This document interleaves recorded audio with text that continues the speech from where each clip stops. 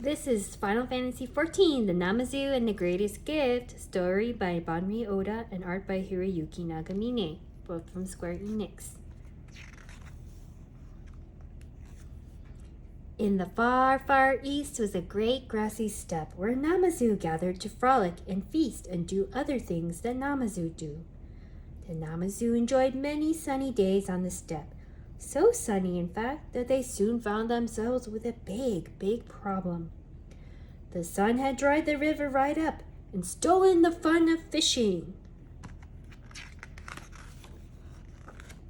Smelling a chance to seem important, Segetsu, who thought of many things, gathered his friends Gyoshin, who built many things, and Gyorei, who was the only one who ever stopped to wonder if those things were a good idea.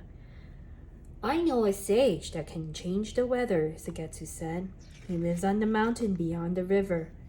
Segetsu was sure that the sage could solve their problem, so the three Namazu set off to search for him. After a long climb, they found the sage at the top of the mountain. You can make it rain, yes, they asked. The sage was odd, and his answer was odder. I can, he said, enough to fill your river and more, but I won't. Not unless you find me something new, something no one has ever seen before. Something new? What gift will do? The three Namazu wondered. They searched through their treasures until each found a present for the sage. Gyoshin chose a colorful fan for the Namazu's festival. Segetsu chose his favorite book filled with big words. Gyorei chose a fancy outfit she'd made with her own two fins. These were all very good gifts, but the sage would not accept them. You've seen these before, they are not new, he said, and turned them away. Discouraged, Segetsu and Gyorei returned to the steppe. The sage did not want their most treasured treasures, then it was clear that nothing would make him happy. Gyoshin was not so sure. He stayed behind on the mountain, watching the sage from the shadows.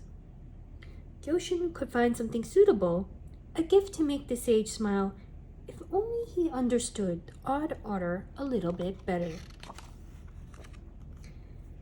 Even though the sage lived all alone at the top of the mountain, he had everything he needed to survive.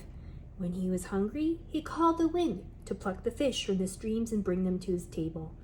When he was hot, he called the clouds to cover the sun so he could relax in the shade. Gyoshin was a little bit jealous, actually. Yes. Gyoshin watched for 7 days and 7 nights. He was starting to think. The sage had no problems of any kind. Ugh, I am so bored, the sage said, for the 7th time that day. What a surprise! How strange! Even with his amazing powers, the sage wasn't having any fun at all. No. It was enough to make a Namazu think. The next day, Gyoshin spoke to the sage again. Have you given up? Asked the sage, seeing no dips in Gyoshin's fins. No, said Gyoshin. I have a gift for you. Something so new that no one has ever seen it before. But you must accept it for it to work, because you see, it's friendship between you and me. You will accept it, yes? The sage laughed. Yes, I suppose I will. No one has ever given me their friendship before. Saying it out loud made the sage realize how lonely he had been and how much he had wanted a friend.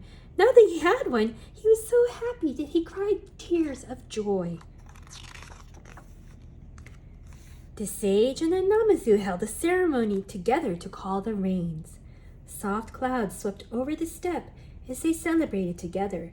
The raindrops that fell upon them were warm and gentle, and the sage knew he would never feel alone again. It is very rainy, most moist indeed, cried Gyoshin joyfully. The sky must be happy for us too, yes. From that day forward, there was always rain enough on the steppe, and friendship for anyone who needed it. The end. And that was a story called The Namazu and the Greatest Gift by Banri Oda and Hiroyuki Nagamine. I hope you'll get this book. Enjoy!